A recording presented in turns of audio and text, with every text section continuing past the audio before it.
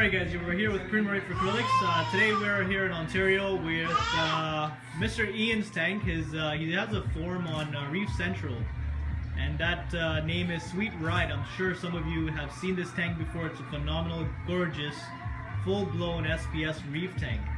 He has some of the best frags and colonies of anything you can imagine. So any reefer's dream is actually in this tank right now, for the amount of corals you want. So Mr. Sweet Ride, aka Ian, let's bring him in the video. So Ian, what size tank is this?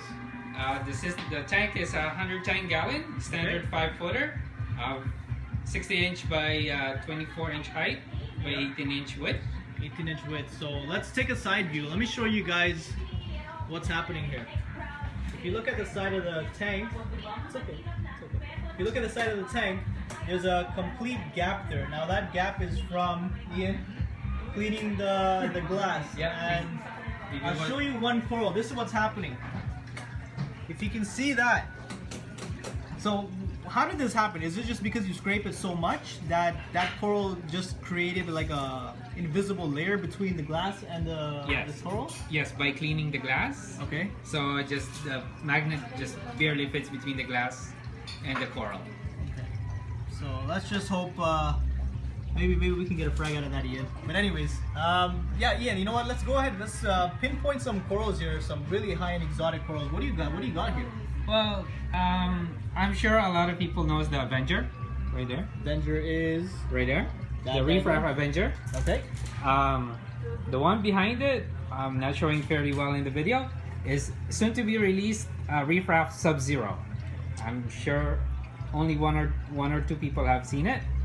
Right beside that is the Yellow Passion. Okay. Pearlberry. That's the one above. That's the Shortcake. Okay. Strawberry Shortcake. Yep. Purple Dragon down here. Purple Dragon. Let's take a shot of that. There you go. That's Purple Dragon right there. Right. I don't know. As you were saying, how many people can keep it, right? So I'm assuming in the sandbed.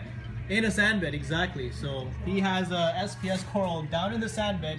24, I don't know, what is it? Yeah, pretty much down? 20, yeah, 24 inches covering down. all this. And in the shade. Yeah, in the shade, and it's growing perfectly fine. What else do we have here, Ian? We have some real nice purple tips and purple blue tips. And yeah, so the purple tip one is the Jason Fox champagne, cooler champagne. Okay, and the blue tip here? Just your standard blue tip mackerel. Oh, okay. Sure. Just standard. Yeah. Okay, and what do we have here? Which one? This one here. The purple Belita. Purple Belita? That's what it's called, okay. Yep, and I'm not sure if you can catch it from where you are. The yellow one. The one that's hiding in the back is the Reef Raft Orange Passion. Orange Passion. Kind of sitting on top of whatever. Now that Passion, what's a frag like that would averagely cost? Probably about $200 an inch. 200 bucks an inch, eh? Yeah. And how many inches is that? I don't know, ½ inch. Wow. Okay. That's not a ½ inch. What is that? That's what? Maybe 4 inches? 4, yeah, 4 oh, inches. Jesus Christ. Okay. Right. So what else we have here? We have the pink lemonade all the way to the back. That big quality. Yep. So and then you could kind of get a glimpse of the Ice Fire Chinata. Yeah, that's in between both of them. Yeah, it's stuck right in between. The one that's stuck in between is the Ultimate Bonsai. Okay. What else? We have Monties here. Now, you should, I would expect you to have some grafted Monties. Why don't you have a grafted Monty in here yet? It's right there. Triple color grafted Monty. Triple color grafted Monty. Purple, red. Yeah, and is this the way it comes, or is this the way? No, I just threw a couple of pieces together and and they're fusing together now. Yeah. Look at that, guys.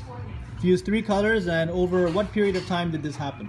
I don't know, maybe 6 months. 6 months, and it started grafting together now. You're very, very lucky. So very lucky, man. Okay, so what else we have? Some really high-end stuff. Let's pinpoint some stuff here. What's this green one here?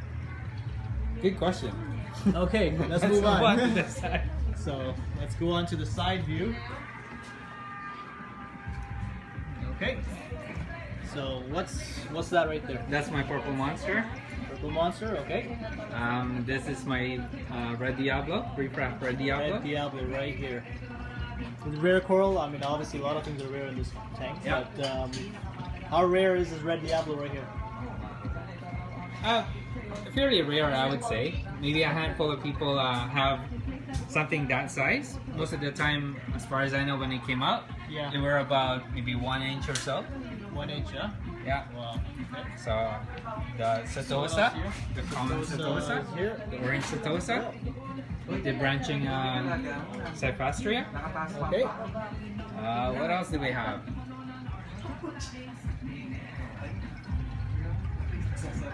There's the Ice Fire Enchanada, if you guys can see. Right there. Yep. And then right beside that would be the Lime in the Sky, the bright green. Wow. Okay. And then on my frag tank,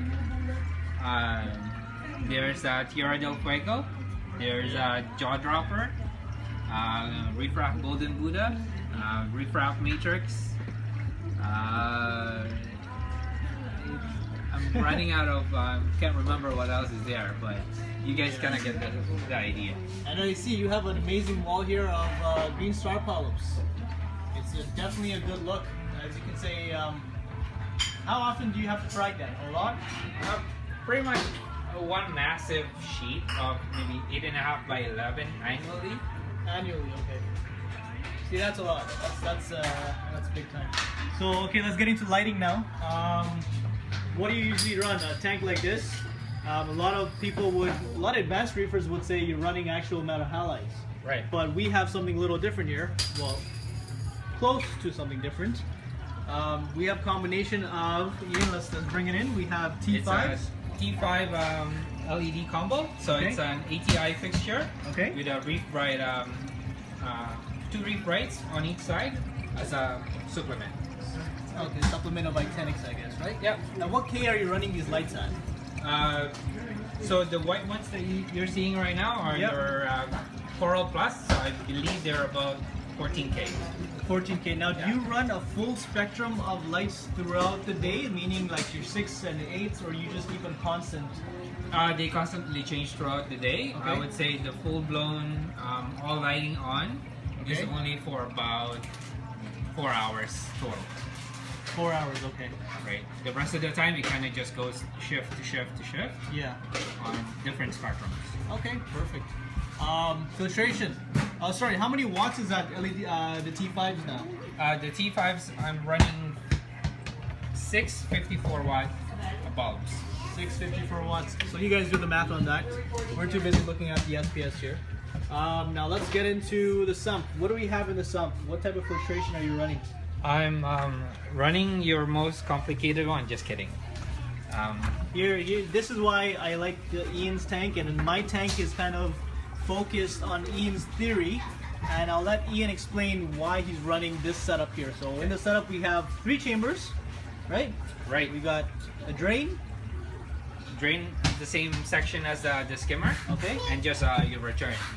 What used to be where you guys are seeing a little bit of a light source used to Yeah. be my refugium. Okay. I had I needed more room for, I guess, corals. Yeah. So it's been transformed from a refugium to a frag holding tank now. Okay, there you go. So these are your little frag holding tanks. Right. Some nice frags in there, nice Thanks. colonies. So this is it. So you have a drain going into the skimmer and nothing else. No add-ons or anything like that. So I don't run GFO, I don't run carbon, no filter sock. Nothing. So see, this is why we have to get into this hobby. So, I mean, for some people that actually run GFO, carbon, they got fast band reactors, they have all sorts of, they got 15 different type of reactors and chemicals. This is all Ian runs, a skimmer, and nothing else. Some of the most successful reefs that I've seen out there in the industry, like I think Julian Sprung is one of them, eh? Yeah. So Julian Sprung actually has the same theory. Did you copy his theory? Nope. No, this is Ian's theory. This is Mr. Ian's SPS theory. So 3 chambers, 1 chamber is for frags. Technically, it's only a 1-chamber system. That's all you're having. Where's your return pump, by the way? It's an external return pump. Okay, so that's just to keep the heat down, right? Well, it's the most quiet external pump that I could find. Okay, and what is that? I believe it's a blue line. Oh, the blue line? I think it's a blue line, or you want not you want No. right? Blue lines. Let's check it out. Let's see what's happening in that compartment. Blue line, yeah, it's exactly blue line. So, sorry guys, a little bit dark, but that's okay. You have a whole series of switches. Now, what do these switches indicate? They're labeled accordingly from my skimmer to Tanzi power heads to return pump to calc reactor to some LED, some pumps. Okay, perfect. So plain and simple, basic. If I need to turn off anything, you just quick. And then on top is DJ just so yeah, now we're getting into the heart of the system. So what's this we have here?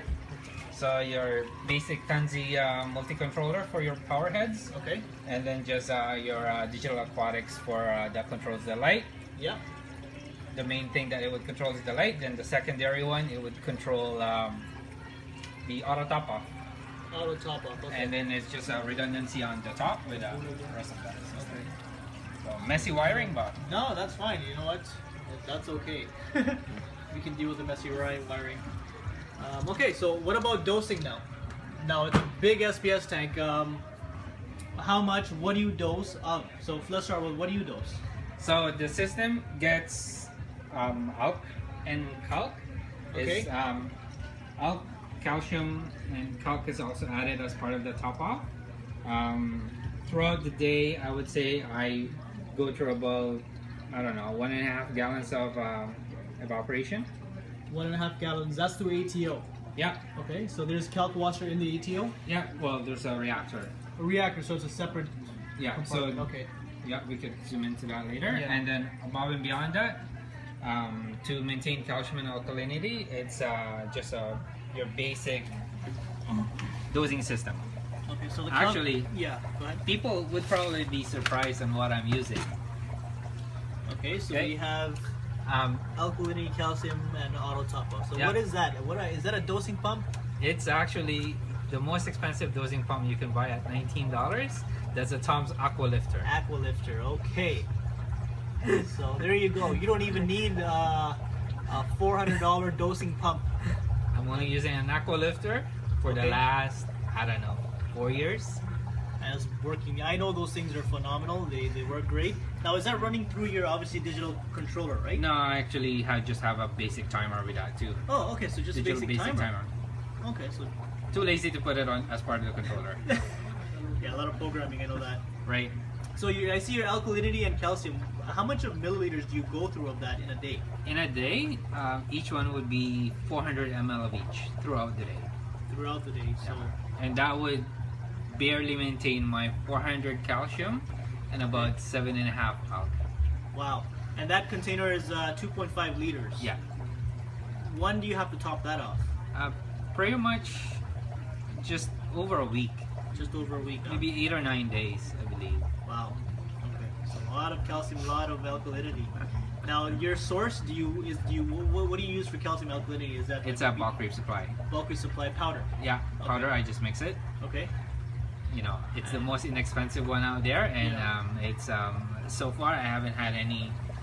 No, I've had a good luck with it. Okay. And what you're showing now is my calc stirrer. Okay.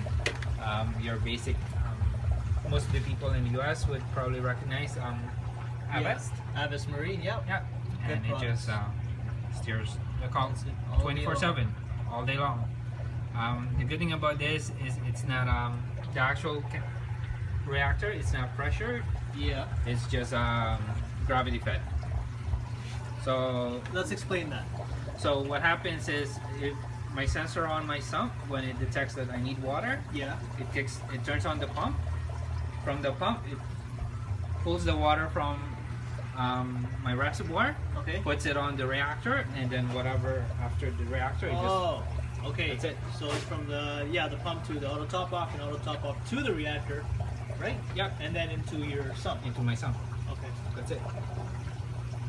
It's just strictly gravity fed. The thing I like about that reactor is that Yeah. it steers it throughout the day, Okay. so you don't get any spikes in the pH. Okay, so that's what the calc is there for. The calc is Somewhat. also It's calcium yeah. and alkalinity, maintaining that balance. Yeah. Some people have an issue with like getting that the white tank. If Syndrome? dosed too much, white tank syndrome. If you're dosing too much calc. Right. Have you ever had that issue here? Only when I have to bag about 30 or 40 frags at a time. Ah, okay. So that's So- yeah.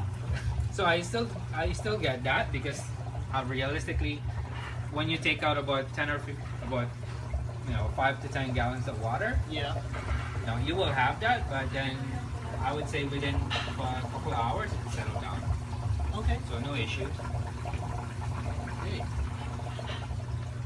This is it. I'm actually still speechless. To have a system that's running off one chamber. That's what I really like about the system, because my sump is actually built around your similar concept here. Yep. One chamber system. I have a skimmer chamber, and then I have a return section, and then I have an auto top off, and that's it. Okay. That's what my sump is. There you Very go. basic, because I want to teach people that you can have an amazing tank, but you don't need hydraulics in your sump to move it up and down, right? Like a lowrider. You don't need that. Yep. I see. What else? Zeobit system is a huge line. So when half of the people, when they see tanks like this, they're looking at. They probably think, oh, this guy must be dosing Zeobit. Are you dosing Zeobit? So the only thing that I'm dosing from a Zeobit point of view is this Coral product, Snow. Coral Snow. Okay. As far as I'm concerned, the only thing that this does is it helps my skimmer, and it's added at night every day Okay. at 2 ml. 2 a day. ml a day. So You're saying it helps your skimmer. How does it help your skimmer? It binds all the. I'm lost for word right now. Oh, okay. Gotcha. So Okay. it binds everything so that the skimmer pulls out the nutrient Yeah. quicker, or more efficiently, actually. Okay. This is awesome, Ian. So above and beyond. It is above and beyond. I would say so. I mean, Ian's been looking at this tank for the last 4 years. For him, it's a little baby still growing. For us, it's like a kid at a candy store. That's what this is now. But yeah, perfect, Ian. Have you actually estimated the total value of all the corals right now? Sure. I would say Estimate. about $5 or $6. You wanna? Maybe we should add a couple more zeros to that. No, but overall, guys. No, I have no clue on how No way. much. Now, what are your plans for upgrading? I know you did call me one time for an upgrade, so let's see what's happening here.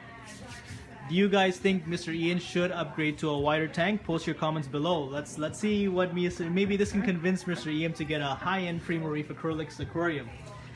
But overall, yeah, this is pretty nice, Ian. Thank you very much for the opportunity. Hope you guys do like it. You can find Mr. Ian at Reef Central. I have a build thread. It's Peninsula system under the SPS forum. SPS forum. Okay. Yeah. Perfect. Okay guys, just after this, I'm going to show you guys a 2-minute clip of the top view of the aquarium, so hope you do like that. And that's it, we'll wrap it up for now. I'll tease you guys by letting you guys go, and I'll stay here longer with Ian, and I'll have a little more chit chat with him. And that's it guys, thank you for watching Primo Reef Acrylics. This is Mr. Ian's 110 gallon SPS tank. Thanks guys.